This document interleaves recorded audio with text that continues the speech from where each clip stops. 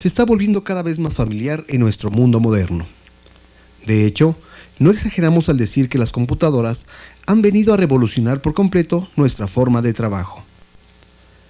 Ahora bien, desde el punto de vista técnico, la mayoría de las personas se especializa en el diagnóstico y corrección de fallas en el bloque de proceso central, en el cual encontramos al microprocesador, al disco duro, la memoria y demás elementos que trabajan en conjunto para llevar a cabo las complejas operaciones que una computadora efectúa para ejecutar satisfactoriamente los distintos programas que necesite el usuario. Sin embargo, hay un elemento que por lo general recibe muy poca atención, a pesar de ser el enlace principal entre la computadora y el usuario. Nos referimos, por supuesto, al monitor. Es gracias a este aparato que una persona puede recibir de forma instantánea los resultados proporcionados por la máquina, que puede comprobar que la carta que está escribiendo esté correcta, que puede manipular una fotografía, llevar un inventario, etc. Por todo esto, y debido a que el monitor representa un porcentaje sustancial del costo de una computadora nueva, el presente videocassette está dedicado 100% al tema de los monitores de computadora. México Digital Comunicación presenta monitores de computadora.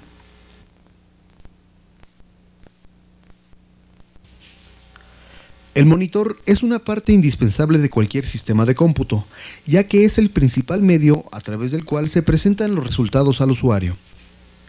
¿Se ha fijado en el enorme parecido que tiene un monitor y receptor de TV convencional? De hecho, si abrimos ambos aparatos y nos asomamos a su interior, encontraremos que casi son idénticos, al grado que solo fijándonos detenidamente podemos decir cuál de ellos es el monitor y cuál es el televisor. Este parecido no es fortuito, ya que el principio del funcionamiento de ambos aparatos es muy similar. Sin embargo, existen diferencias que hacen que el estudio de un monitor sea un poco distinto al de un televisor común.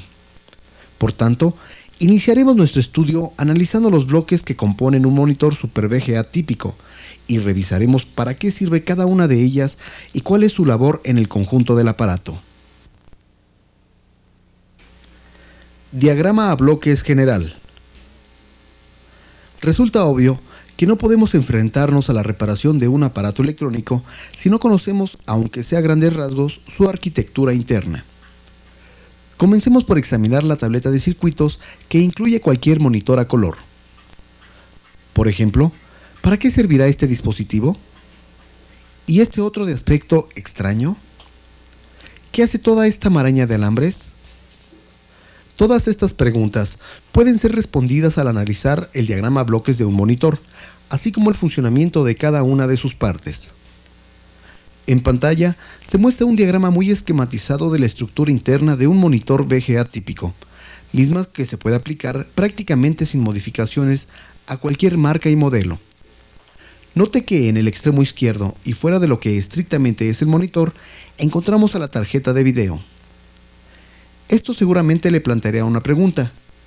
¿Por qué incluir una tarjeta de video en la arquitectura del monitor si evidentemente es una pieza completamente independiente? La respuesta la encontramos en la estrecha relación que existe entre la tarjeta de video y el monitor, ya que ninguno serviría de nada sin el otro. De hecho, el elemento que en realidad define la resolución de las imágenes que podemos expedir en un monitor es la tarjeta de video. Así que no importa si usted posee el más avanzado monitor que existe en el mercado, si su tarjeta de video es de baja resolución, las imágenes obtenidas serán muy deficientes y poco agradables a la vista. Además, en la tarjeta de video es donde se producen todas las señales necesarias para la correcta expedición de las imágenes en la pantalla del monitor, a través del cable que los conecta. Prosiguiendo con el recorrido a través del diagrama a bloques de un monitor, encontramos que las señales de color que llegan desde la tarjeta de video atraviesan un bloque de manejo de color. En esta sección es donde se manejan aspectos como el brillo y el contraste de la imagen obtenida, así como el ajuste de color en aquellos monitores que lo permitan. A continuación, encontramos los amplificadores de color, que tienen como objeto dar a las señales de cromática la amplitud y la forma adecuada para su aplicación en el cinescopio. Esta labor se lleva a cabo en la tarjeta que está inmediatamente adosada al tubo de imagen, ya que la salida de estos amplificadores se utilizará directamente en los componentes internos de este tubo. Como punto final del trayecto de señal de video en el diagrama a bloques, encontramos precisamente al cinescopio o tubo de imagen. Este es, sin lugar a dudas, el elemento más importante en la estructura de un monitor de computadora, ya que es el encargado de convertir los impulsos eléctricos provenientes de los amplificadores de color en señal luminosa, de modo que llegue hasta los ojos del usuario para su correcta interpretación. Debido al papel fundamental que tiene este elemento dentro de un monitor, daremos una breve explicación del principio de operación de un tubo de imagen típico. El cinescopio o tubo de imagen. Dada la importancia del cinescopio o tubo de imagen en la estructura general del monitor, veremos brevemente el principio de operación de un cinescopio a color moderno. El cinescopio o tubo de imagen, aunque parezca increíble, tiene una estrecha relación con las válvulas de vacío o bulbos, que antiguamente se utilizaban para construir receptores de radio y televisores. El diodo es el más sencillo de estos dispositivos.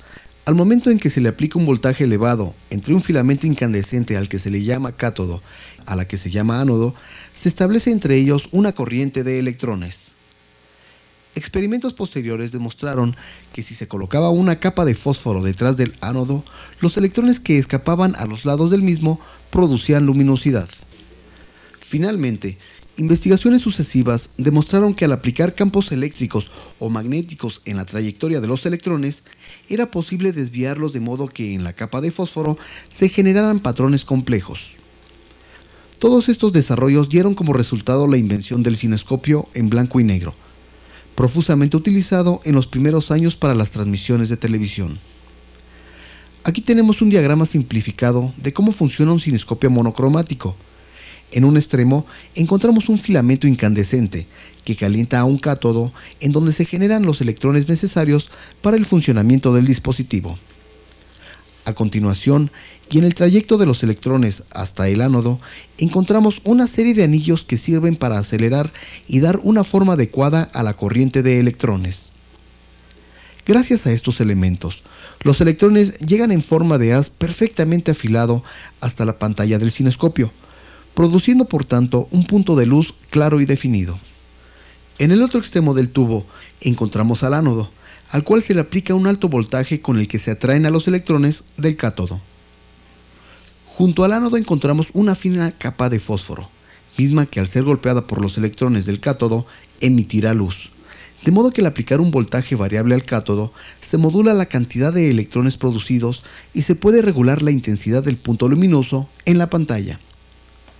Finalmente, y para obligar al haz de electrones a explorar toda la superficie de la pantalla, encontramos afuera del tubo de imágenes unos poderosos electromagnetos, cuyo objetivo es desviar la trayectoria de los electrones en una serie de barridos horizontales y verticales.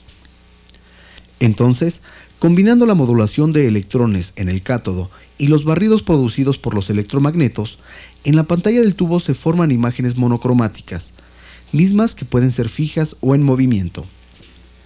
Este es el principio de operación de un cinescopio típico en blanco y negro.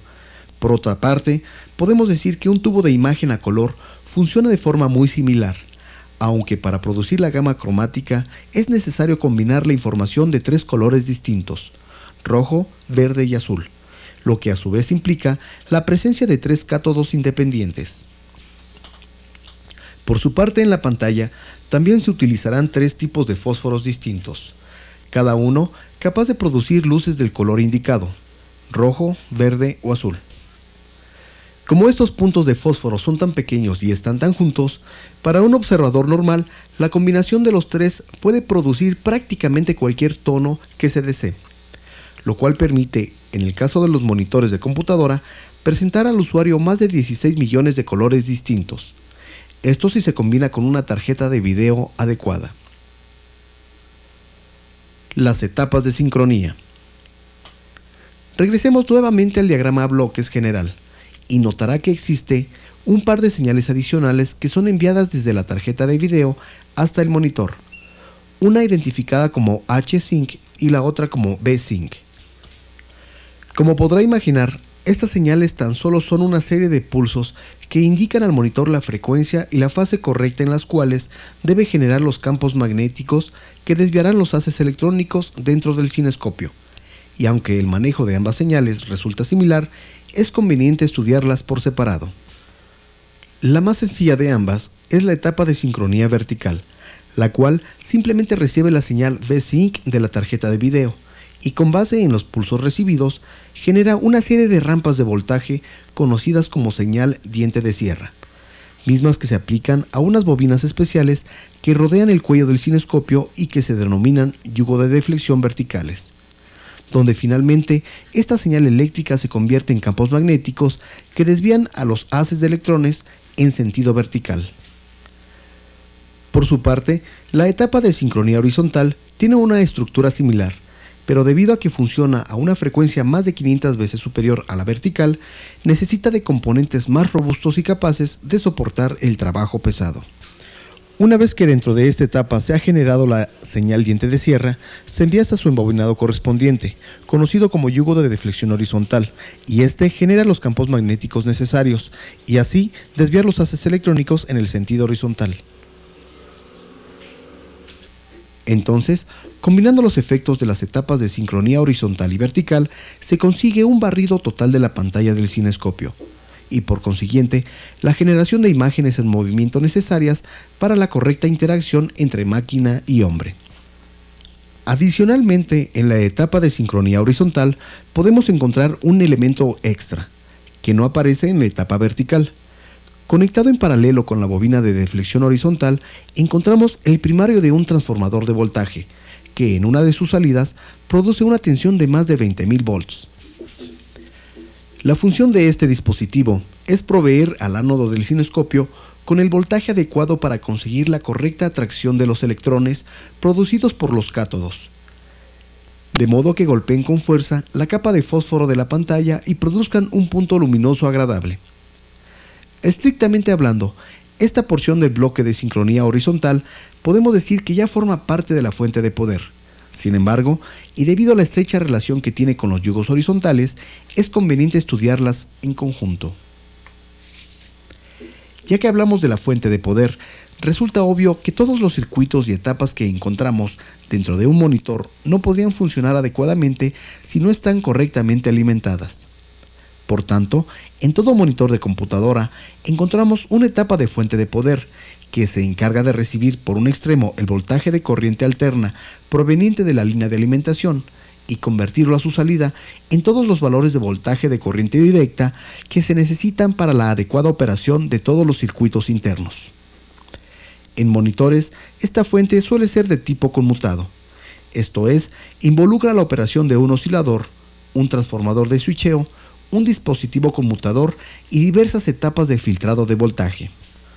Aunque esta estructura es más compleja que la de una fuente convencional, se ha encontrado que para la aplicación específica de los monitores de PC resulta mucho más conveniente la utilización de las fuentes conmutadas, así que prácticamente es imposible encontrar un monitor que utilice una fuente de tipo convencional. Como bloque final de nuestro recorrido a través de las etapas típicas de un monitor a color moderno, encontramos al control del sistema. Como su nombre lo indica, esta etapa es la encargada de llevar un estricto control de las operaciones que suceden dentro del monitor. En un principio, esta etapa era sumamente sencilla, y de hecho, en los primeros monitores no existía, ya que se trataba de aparatos que funcionaban por medios 100% analógicos, y en los que encontrábamos una gran cantidad de perillas y controles rotatorios para ajustar cualquier parámetro que deseáramos modificar en el funcionamiento del equipo. Así, teníamos una perilla para el brillo, otra para el contraste, una más para la apertura vertical, otra para el desplazamiento horizontal, en fin, muchas perillas. En la actualidad, todos estos controles se han reemplazado por ajustes 100% digitales, en los cuales el usuario simplemente accede a una función por medio de unos botones y a través de otras teclas modifica el parámetro asociado. Esta aparición de los controles digitales ha sido posible precisamente a la inclusión de una etapa de control de sistema más avanzada, consistente en un microcontrolador capaz de recibir por un lado las instrucciones del usuario y por el otro de expedir las señales necesarias para su rápido cumplimiento. Gracias a ello, los monitores modernos son mucho más versátiles que sus ancestros y pueden proporcionar a los usuarios imágenes más agradables a la vista y que no producen fatiga a pesar de que se tenga que pasar muchas horas frente a la pantalla del monitor. Con esto hemos finalizado el breve recorrido a través de las etapas de un monitor de PC típico. Ahora veremos si lo dicho anteriormente se cumple para todas las marcas y modelos de monitores que encontramos en el mercado. Localización de secciones en aparatos reales. Para hacer esta comprobación, revisaremos el interior de 3 monitores típicos, un Samsung, un Acer y un AOC. En todos ellos trataremos de localizar las secciones mencionadas anteriormente y así comprobar que el diagrama bloques presentado efectivamente se puede aplicar prácticamente a cualquier monitor al que nos enfrentemos. Primeramente, veamos la forma de abrir un monitor típico. Para ello, hay que retirar la base giratoria del cuerpo del aparato, así como cualquier cable que pueda ser retirado, como el de alimentación. A continuación, localizamos una serie de tornillos en la periferia de la parte trasera del monitor. Los retiramos con un destornillador. Retiramos la parte trasera y encontraremos este panorama.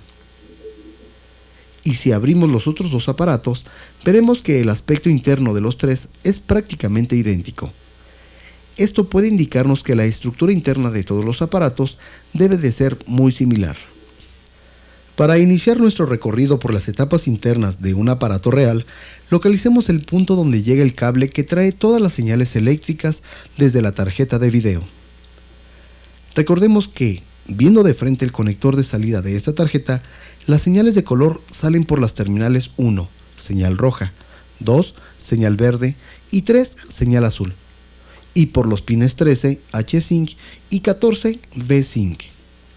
Con esto en mente, podemos localizar por cuáles de los cables están llegando las señales al monitor e identificar así los distintos bloques funcionales en su interior. Por ejemplo, en el monitor Samsung podemos ver que las señales de color se dirigen hasta este circuito integrado, lo cual lo identifica como el encargado del manejo de color. Lo mismo podemos decir en el monitor Acer. Y finalmente en el AOC. Por su parte, la sección de los amplificadores de color es muy fácil de reconocer, debido a que se trata de una serie de dispositivos de mediana potencia adosados directamente en la placa base del cinescopio. Entonces, en el monitor Samsung encontramos que estos elementos son los amplificadores de color. Aquí los localizamos en el monitor Acer. Y este es el circuito equivalente en el monitor AOC. Por lo que se refiere al cinescopio, aquí no existe ningún problema en identificarlo, debido a que es la parte más grande e importante del monitor. Este es el aspecto que tiene el Samsung. Y podemos ver que es casi idéntico al del Acer y al AOC. Veamos ahora las etapas de sincronía. En primer lugar, el bloque de sincronía vertical en el monitor, marca Samsung, lo podemos identificar en este circuito integrado, en donde se genera la señal de diente de sierra que excitará a las bobinas de deflexión vertical. Para producir la suficiente cantidad de corriente, se necesita un circuito de potencia para manejarla, y este integrado es el encargado de esa labor. Finalmente, las bobinas deflectoras las encontramos en el cuello del cinescopio. Veamos ahora estos mismos bloques en el monitor Acer. Circuito generador de diente de sierra. Circuito excitador. Y bobinas de deflexión. Y lo mismo podemos encontrar en el monitor AOC. Por su parte, la sección de sincronía horizontal en el monitor Samsung la podemos encontrar en este circuito, que es donde se produce la oscilación necesaria para generar la señal diente de sierra. Estos dispositivos son los encargados de dar a esta señal la potencia adecuada para que circule por las bobinas la corriente necesaria para la correcta deflexión de los haces de electrones. Este embobinado en el cuello del cinescopio es el que convierte la señal eléctrica en campos magnéticos, que finalmente son los que desvían a los electrones dentro del tubo de imagen. También aquí localizamos el transformador de alto voltaje, mejor conocido como flyback, y que es donde se produce una tensión de más de 20.000 volts, suficiente para atraer a los electrones desde los cátodos del cinescopio hasta la pantalla. Ahora, localicemos estas mismas secciones en el monitor Acer. Aquí tenemos el circuito de generación de rampas. Estos son los elementos encargados de la amplificación del voltaje y la corriente. Aquí están los yugos de deflexión. Y finalmente este es el flyback. Y los mismos elementos resultan evidentes en el monitor AOC, generador de rampas, salida horizontal, yugos de deflexión y transformador de voltaje. Las últimas secciones de un monitor típico son la fuente de poder y el control del sistema. La primera la podemos identificar fácilmente en el monitor Samsung, debido a que está adyacente al sitio donde llega el cable de alimentación de AC. Por su parte, el control del sistema es un circuito integrado relativamente grande, al cual llegan directamente las líneas que provienen del teclado frontal. Ahora vamos a localizar estas mismas etapas en el monitor Acer. Aquí tenemos la fuente de poder. Aquí está el control de sistema. Lo mismo podemos hacer en el AOC, fuente de poder y el control de sistema. Como ha podido apreciar, en esta comparación de tres marcas y modelos distintos de monitor, la estructura interna de todos estos aparatos resulta casi idéntica. Así que conociendo bien cómo funciona uno de ellos, podemos fácilmente extrapolar este conocimiento a cualquier otro monitor, sin importar su fabricante. Configurando el despliegue de datos en Windows 98. Vamos ahora a entrar a un aspecto práctico en el mundo de los monitores, que es la forma de configurarlos correctamente para que el ambiente operativo Windows 98 tenga un aspecto agradable a la vista. Para esto necesitaremos forzosamente de un elemento que debe de ser proporcionado al momento de adquirir su computadora, el disquete o el CD-ROM, en donde vengan los manejadores adecuados para la marca y modelo de tarjeta de video que se esté utilizando. Esto es muy importante, porque si no se tiene a la mano esta información, no podremos configurar adecuadamente el despliegue en el monitor, y por tanto, las imágenes obtenidas serán pobres y de baja calidad. El primer paso para configurar adecuadamente el despliegue de nuestro monitor es arrancar el sistema operativo Win98 y esperar a que se estabilice. Una vez que se presente la pantalla del escritorio, hacemos un clic con el botón derecho del ratón en el color de fondo y aparecerá un pequeño menú de opciones. Lleve el puntero hasta donde dice Propiedades y haga clic con el botón izquierdo del ratón. Y aparecerá en su pantalla un cuadro de configuración como este. Elija la aleta de configuración y aparecerá ante sus ojos lo siguiente. Podemos ver que debajo de la figura del monitor aparece el nombre del manejador que está usando Win98 para mostrar su despliegue.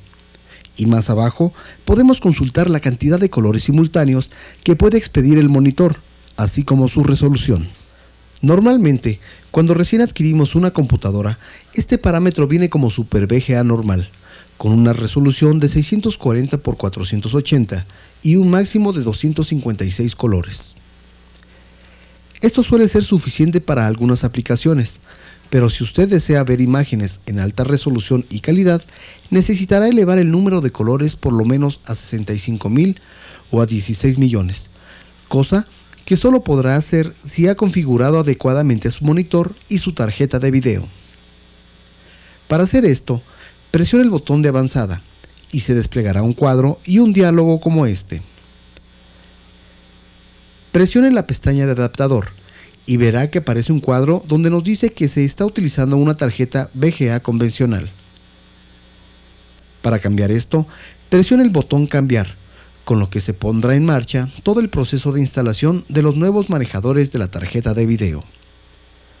Acepte las opciones que por default aparecen en este proceso, hasta llegar a la pantalla mostrada. Aquí le indicaremos al sistema en dónde deberá buscar la información correcta relativa a la tarjeta de video empleada. Para ello, introduzca el disquete o CD-ROM que venía con la tarjeta. Por medio del botón Examinar, localice el directorio y subdirectorio en donde esté el manejador adecuado y presione Aceptar. Con esto, el sistema operativo presentará una lista con las posibles tarjetas que se pueden configurar. Seleccione la que está instalada en su sistema y continúe con el proceso.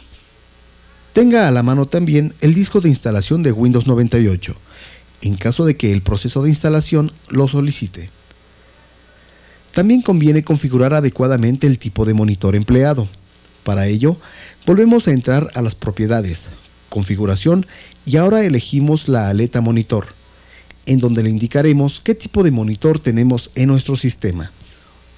Si el aparato es de marca reconocida, es posible configurarlo directamente, indicando al sistema operativo la marca y modelo del monitor. Para hacer esto, presione el botón Cambiar y siga un procedimiento similar al que desarrollamos para la configuración de la tarjeta de video. Si el monitor es de tipo genérico, podemos indicarle al sistema operativo que lo configure como un monitor estándar, tan solo indicándole la resolución máxima a la que deseamos utilizarlo. Nuevamente le recomendamos que tenga a la mano el disco de instalación de Windows 98, ya que seguramente lo pedirá en algún paso del proceso de instalación. Una vez terminada la configuración, tendrá que reiniciar su máquina para que los cambios realizados en la configuración se den de alta, y a partir de ese momento ya podrá disfrutar de sus imágenes con mayor resolución y colorido. Para conseguir esto, el paso final es volver a hacer clic con el botón derecho del ratón en el color del fondo.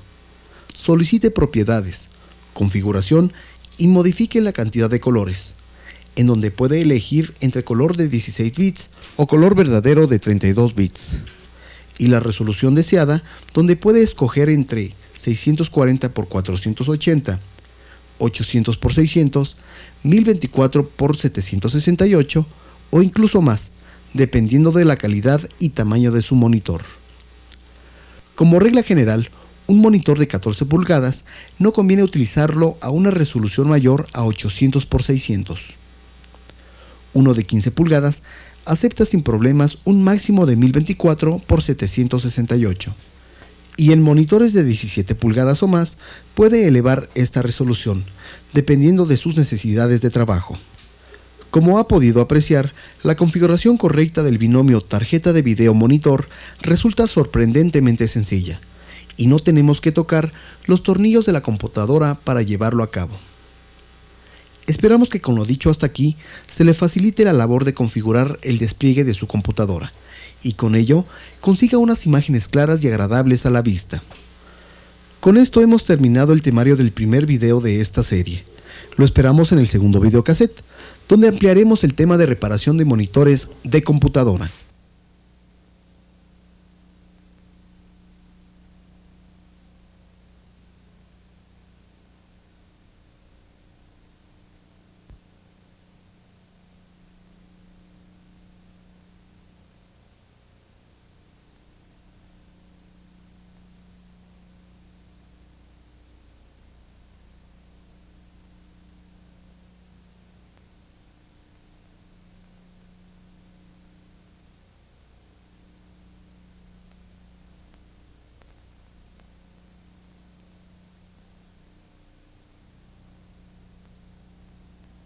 Oh.